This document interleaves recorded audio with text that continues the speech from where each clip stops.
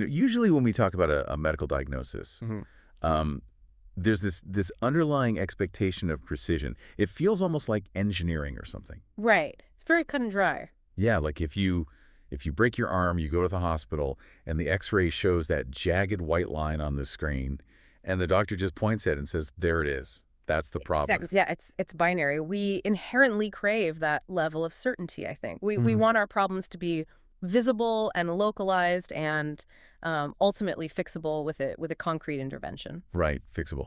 But then you step into the world of internal growth or philosophy or spirituality, and suddenly that X-ray machine is utterly useless.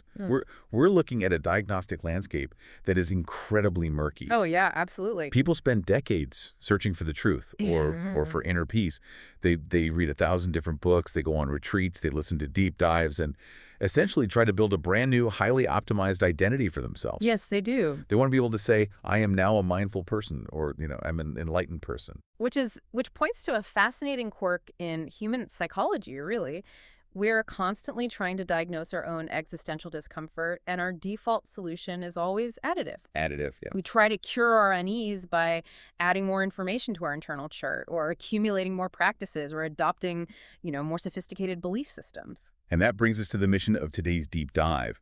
We're exploring a text that just takes a sledgehammer to that entire additive approach. It really does. We're looking at the 2026 Indic Consciousness English edition of the Ashtavakra Gita. And just for some background, this is a profound ancient dialogue between sage Ashtavakra and King Janaka, and it spans 20 chapters. But the core premise, the why of this entire document, is honestly a shock to the system. Oh, it's very jarring. Yeah. The central thesis is that the freedom we are all so frantically seeking isn't something we have to go out and acquire. It argues that the self is already perfectly free. The only problem is our false identification with things that aren't the self. So like our jobs, our bodies, our anxieties, and our passing thoughts. And what's remarkable about this text is that it doesn't ask the reader to adopt a new theology or even to believe anything on faith. It operates strictly on observation. Interesting. Yeah, the text makes a very sharp distinction. It says, the root of human suffering isn't the absence of truth. The root is our stubborn identification with everything that is not the truth. Okay, let's unpack this, because when I read that, the image that immediately came to mind was that classic scenario where, you're rushing around your house, tearing up the sofa cushions, you're sweating, you're getting increasingly frustrated looking everywhere for your sunglasses. Right. And then you happen to walk past a mirror and realize they're already resting on top of your head. You've been wearing them the whole time. I love that. That analogy captures the futility of the search perfectly. But to push it a bit further, the Ashtavakra Gita suggests our situation is actually slightly worse. Worse how? It's as if, while frantically looking for those sunglasses on our head, we are simultaneously buying 10 new pairs of sunglasses, putting them all on, and then complaining that our vision is getting darker. Oh, wow. Right, we are exhausting ourselves trying to construct this new identity, this better, more peaceful version of ourselves. But the text isn't trying to give you the sunglasses. It's attempting to systematically strip away the illusion that you ever lost them in the first place. So we are getting in our own way. Exactly. And that really contrasts with almost every other self-improvement framework I've ever encountered. Like most traditional spiritual advice or modern therapeutic frameworks are entirely prescriptive. They operate on a timeline. Steps. Yeah, step 1, step 2, a 10-week program to mindfulness, a 30-day challenge to a better you. There is an underlying assumption that you are starting at a deficit and you must exert immense effort to reach a surplus of peace. Right. And the publishers of this 2026 edition refer to the text's approach as radical simplicity. And it's easy to see why. I mean, it completely bypasses the gradual climb. It cuts straight to ultimate reality. Right. It just drops you right in. Ashtavakra doesn't tell King Janaka to renounce his throne or give away his possessions or meditate in a cave for 20 years. Like we usually hear in these stories. Exactly. He bypasses the behavioral modifications entirely and just tells him, you are already free. The ensuing 20 chapters are basically a rapid-fire deconstruction of the illusion that we were ever bound. Okay. But to understand how we are already free, we first have to wrap our heads around what Ashtavakra actually means by the self. Because he clearly doesn't mean my personality, he doesn't mean my memories or my career or my likes and dislikes. No, definitely not. Right. Because in chapter 1, he gives King Janaka an initial instruction. He says, if you desire liberation, reject the objects of the senses like poison. and drink the nectar of virtues, things like forgiveness, compassion, and truth. Which honestly sounds like pretty standard moral advice at first glance. It does start on familiar ground. It establishes a baseline of mental clarity by advising Janaka to stop chasing transient physical pleasures and ground himself in ethical virtues. But Ashtavakra uses this merely as a stepping stone. Right. Before taking a massive cosmic pivot away from standard morality and straight into absolute metaphysics. Right. Because immediately after that, he declares, and I found this quote striking, "You are neither earth nor water, nor fire, nor air, nor space." He strips away all physical elements and says instead, "You are the silent witness of these things." This concept of the silent witness is the absolute bedrock of the text's philosophy. It's challenging the reader to locate the observer behind the experience. The observer. Think about the mechanics of human perception for a second. When you feel an ache in your knee, you are aware of that ache. Logic dictates that the awareness of the pain cannot be the pain itself. Oh, okay. The awareness is entirely separate from the sensation. When you feel a wave of profound sadness, you are aware of the sadness. You are not the sadness. You're just seeing it happen. Exactly. Ashtavakra is relentlessly pushing Janaka to realize that the true self is just pure, unblemished awareness. It's the screen on which the movie of your life is projected. The screen. The screen can show a raging forest fire, but the screen itself never burns. Okay, that's a difficult concept to internalize because my entire lived experience is so wrapped up in the movie. I don't feel like the screen hit. I feel like the person running from the fire. Right, of course. Like if we talk about a real-world application, say someone just got laid off from a job they held for 10 years, the ego experiences that as a devastating blow to its identity. I am a failure. My life is ruined. How does the silent witness experience that exact same event? The silent witness observes the event without the narrative overlay. Without the narrative. Right. The witness notes, a conversation happened, employment has ended, there is a tightness in the chest, there is a sensation of panic arising in the mind. Wow, that's so detached. The witness experiences the physiological and situational reality without attaching a fatalistic storyline to it. The text uses a very vivid, almost aggressive metaphor for that narrative overlay. It calls it the great black poisonous serpent of egoism. The great black poisonous serpent. Yes, and the venom of this snake consists of one single fundamental thought. I am the doer. I am the doer. So the belief that I am the one tightly gripping the steering wheel of the universe. And if we look at the underlying psychology of anxiety, that belief is the engine of our suffering. Oh, absolutely. When we believe we are the sole authors of our fate, the ones who must constantly manipulate reality to survive, we carry the weight of the world. The I that thinks it accomplishes things, the I that fears failure, that is the ego. Right, right. The antidote Ashtavakra offers isn't to become a better doer. The antidote is the absolute conviction that you are just pure awareness. The body and nature are executing the actions based on a million different variables, but the true self is merely witnessing the play. So we're separating the pure awareness from physical reality. And in Chapter 2, the text uses these brilliant ancient analogies to explain the physics of how consciousness and the physical universe interact. It's trying to explain how the universe exists within the self rather than the self existing inside the universe. This is where the paradigm truly shifts, and the text employs precise ontological arguments to make its case. Wait, let me pause you there. Ontological. For anyone whose college philosophy classes are a distant memory, we're talking about ontology, which is just the study of what actually exists, right? The nature of reality itself. That's right. He's not just using pretty poetic flourishes. He is making literal claims about the fundamental architecture of reality. Okay, so let's look at how he builds that architecture. First, he uses the analogy of the thread and the cloth. He asks us, when you closely examine a piece of cloth, what is it, fundamentally? It doesn't possess any independent reality. It's just an arrangement of threads. In the same way, the universe is just an arrangement of the self. Then he uses sugar and sugarcane juice. Yes. The universe is dissolved in and pervades the self exactly the same way sugar pervades sugarcane juice. These metaphors are designed to forcibly shift the listener's perspective. Usually our default mode is feeling like a tiny, fragile, insignificant object placed inside a massive, terrifying, indifferent physical universe. Oh, yeah, totally. Ashtavakra flips the entire model. He argues that you, as pure, undifferentiated consciousness, are the infinite space in which the universe is happening. Which reminds me of another metaphor they use regarding space, this time with a clay jar. Ah, yes, the jar. If you mold a clay jar, there is space inside it and space outside it. But think of the space inside as being contained or trapped. But if you smash the jar on the ground, the space doesn't break. No, it doesn't. The space wasn't harmed. The space was actually never bound by the jar to begin with. And here the text introduces the concept of Brahman. The jar is the physical body, the localized ego. The space is Brahman, the eternal, infinite, continuous consciousness that underlies everything. Breaking the jar, which represents physical death or the dissolution of the ego, doesn't harm the continuous consciousness. But if that's true, why do we feel so terrified of breaking? Right. And the text answers this with probably its most famous analogy, the rope and the snake.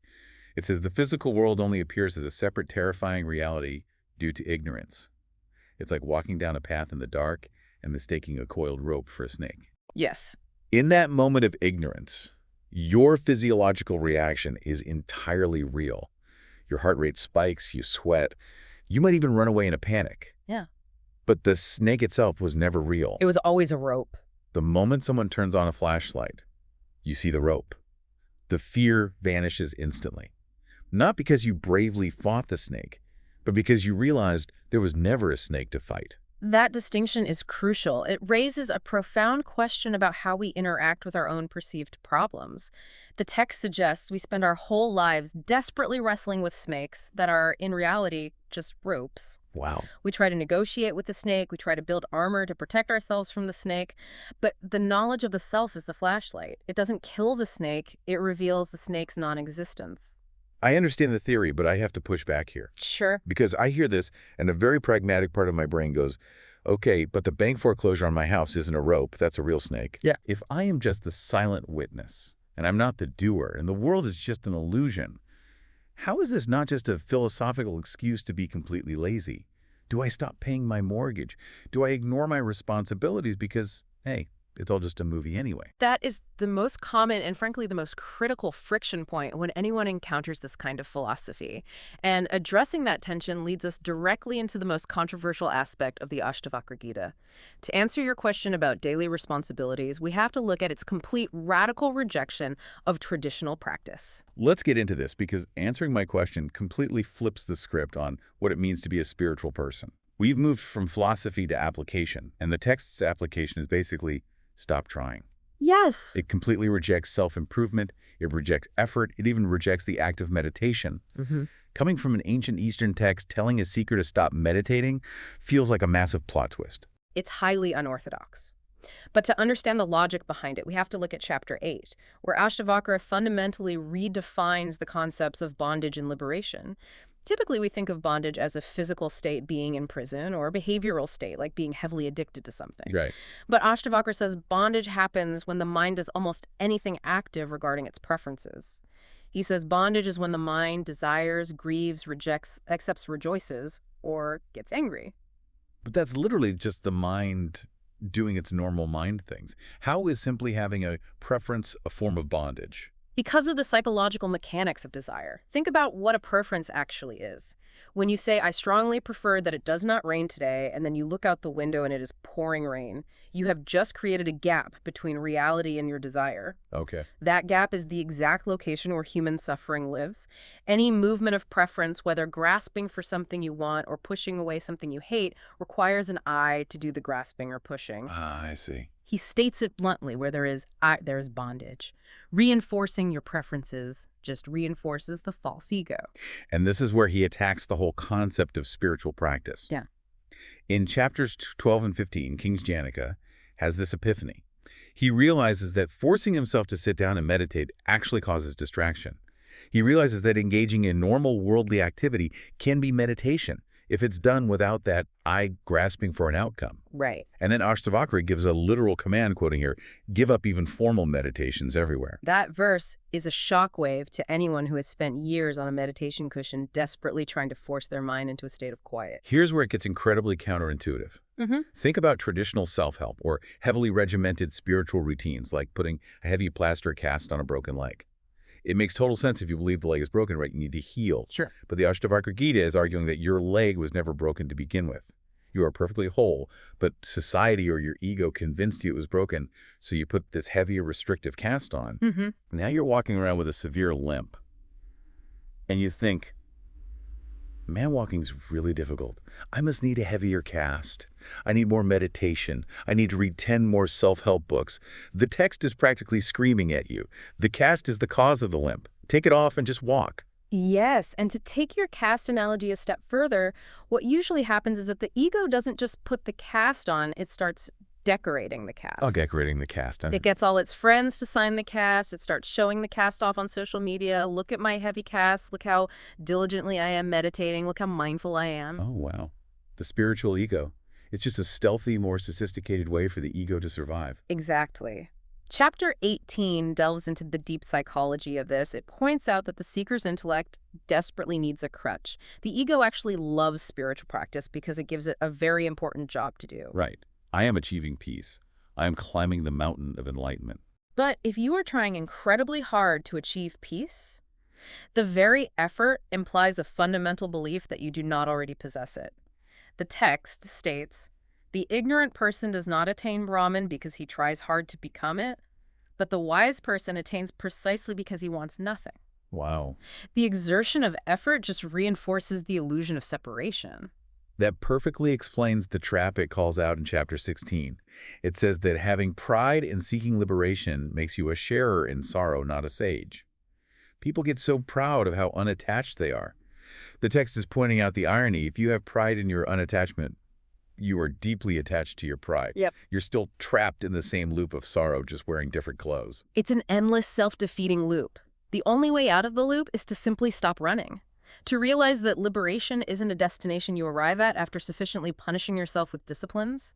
It is the ground you've been standing on the entire time. Okay, track the logic, but this brings me back to my earlier pushback, and I'm still struggling with it. Yeah. If we aren't supposed to force meditation, if we drop all effort, and we realize we are just this silent witness, how does a liberated person actually function in modern society? Because if there's no preference and no effort, how does anything get done? Does the sage just sit on a mountain and wither away? This is a crucial pivot in the text where we see the portrait of the true knower emerge across chapters 3, 16, 17, and 18. The answer to your question is a paradox. They act, but they do nothing. I'm going to need you to clarify acting while doing nothing. If I literally do nothing, my kids don't get fed, the trash piles up in the kitchen, and my life falls apart. The text is very clear that the sage doesn't retreat from the world. Remember, Ashtavakra is talking to a literal king, someone who runs a country, manages armies, and deals with endless daily crises. Right, he's not a monk. The text explicitly says the liberated person might rule a kingdom or they might beg for food. The external circumstances are irrelevant. They see, hear, touch, smell, and eat. They do the laundry, they pay the mortgage. But their mind is completely free from thirst. They execute the action required in the present moment, but they don't psychologically grasp for a specific future outcome. There's an image from chapter 18 that illustrates this, where it says, the wise man moves about like a dry leaf blown by the wind of past conditioning. Think about the physics of a dry leaf. A dry leaf doesn't have an internal engine. It doesn't fight the wind. It doesn't harbor a preference saying, I really want to blow to the left today because the right side of the yard is terrible. Right. It simply rides the current. It operates with zero friction against reality. Whatever the wind does, the leaf does effortlessly. And because there is no friction, there is total equanimity. The text has some wild examples of this in chapters 17 and 18. It says the true knower is totally unfazed by extremes. Completely unfazed. They're unshaken by seeing a seductive woman, which represents the ultimate sensory temptation, or seeing death itself approaching. They literally don't care if they are praised by a king or mocked by their own grandchildren. Imagine that level of psychological freedom. Yeah. To be completely insulated from the opinions of others. And crucially, it's not because you built a massive defensive wall around yourself, but because there is no you left to be offended. There is no ego to bruise. But how do they interact with a messy, toxic environment without taking on that toxicity? We can look at the space and smoke analogy from chapter 4 to understand the mechanics here. Okay. The text says, just as smoke is seen mingling with space, yet space is never tainted by it. The sage interacts with the chaotic, dualistic world that's the smoke. They go into the boardroom, they navigate the family drama, but their in consciousness is the space. The space never gets dirty. Right. The smoke can fill a room, it can swirl around violently, but it never actually sticks to the space itself. It doesn't pollute the vacuum. I understand the mechanics of the space and smoke, but this is where I hit a wall with Eastern non-dual philosophy. If I'm completely honest, it sounds like supreme apathy. In the West, we heavily value passion. We value fiercely loving our families, fighting against injustice, caring deeply about our art or our work. If I don't care about death, and I don't care if my kids mock me, do I even love them? If you remove all preference and desire, don't you just become an emotional zombie?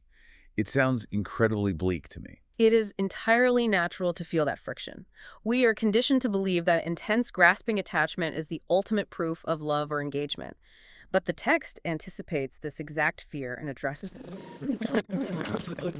zombies. Throughout the text, they are described as happy, radiant, and filled with the nectar of immortality. Nectar of immortality doesn't exactly sound like someone staring blankly at a wall. Far from it. This is where we have to understand what is actually being removed. When Ashtavakra says to drop desire and preference, he is targeting the exhausting pendulum of hope and despair. Think about your own emotional life for a moment. How much of your daily emotional bandwidth is consumed by pure anxiety about what might happen tomorrow or bitter regret about what did happen yesterday? Honestly. Probably 90% of it. Exactly.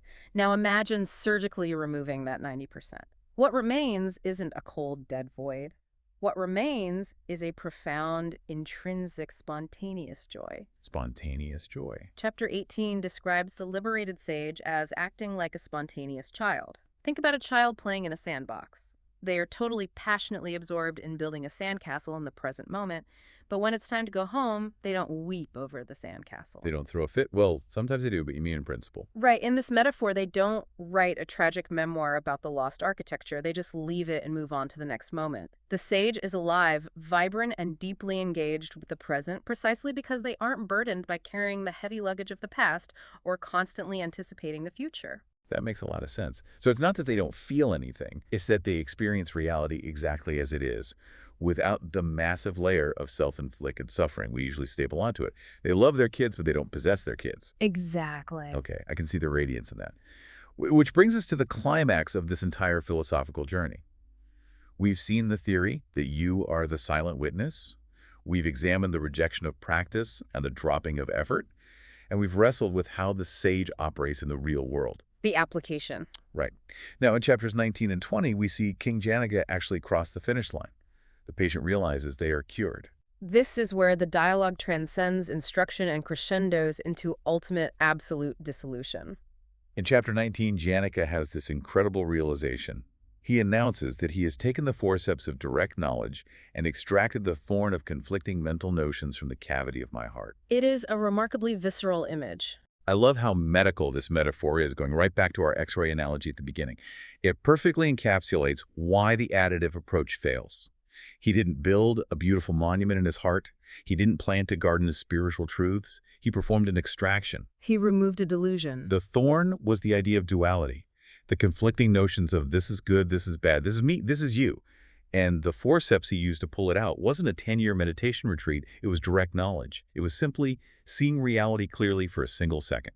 And the moment that thorn of duality is removed, the entire fragile architecture of the ego collapses instantly. This leads into what is essentially a breathtaking litany of dissolution across chapters 19 and 20. Once Janaka removes the lens of the ego, he just starts questioning the fundamental existence of literally everything. He goes on this rapid-fire where's run. He asks, where's the past, the future? Where's the gross or the subtle? Where's the doer? Where's the enjoyer? He questions the existence of time, space, life, death, heaven, and hell. He just surveys the whole universe and asks, where is any of this? Because without the ego to draw boundaries, the artificial lines that separate one concept from another completely vanish. And he arrives at this final thunderous conclusion.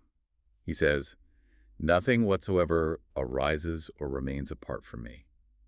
If we connect this to modern philosophical concepts of non-duality... Hey, let me just jump in and clarify non-duality for a second. Yeah. We're talking about the concept that there's no fundamental separation between the observer and the observed right.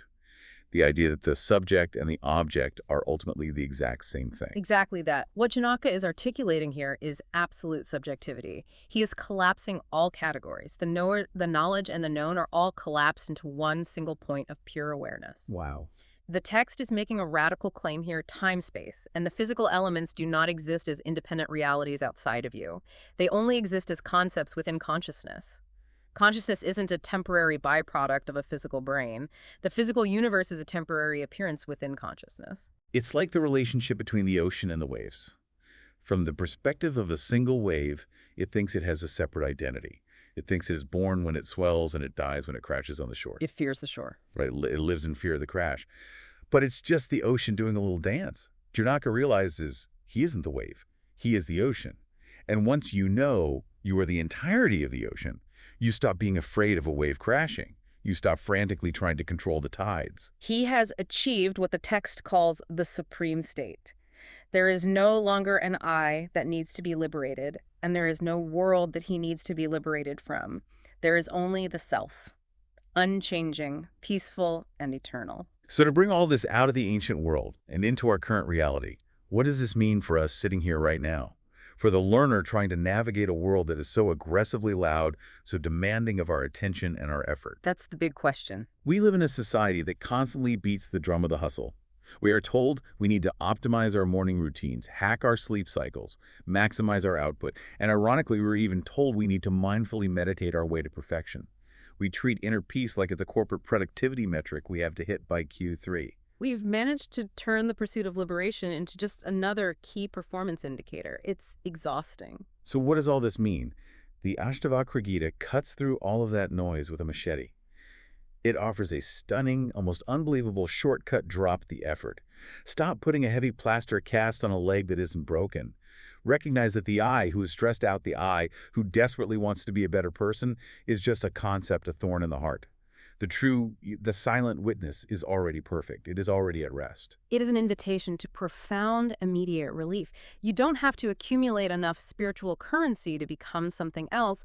You just have to start pretending to be what you are not. As we wrap this up, I want to leave our listeners with something to chew on, something that captures the lingering mystery of this text. There is a beautiful paradox from chapter 18 that I think perfectly encapsulates how this actually feels in practice. It describes the state of the true knower like this: knowing yet not knowing, seeing yet not seeing, speaking yet not speaking. Knowing yet not knowing, seeing yet not seeing. I love that, because it points to how the brain's relentless labeling machine finally shuts down.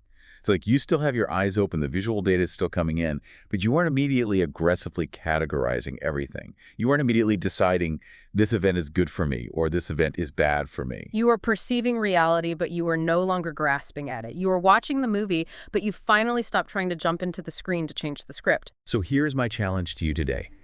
Try seeing without seeing just once. When you encounter something today, maybe it's a deeply frustrating email from a coworker, maybe it's getting cut off in traffic, or maybe it's just staring at a pile of dirty dishes in the sink. Try to observe the event without immediately categorizing it. Watch the sensation of frustration arise, but don't let that snake of ego say, I hate this, I am a victim of this. I wish I wasn't doing this. Just witness it. Remember, you don't need to frantically search for the sunglasses, you were already looking through them. You just have to realize it. Just look. Catch you next time.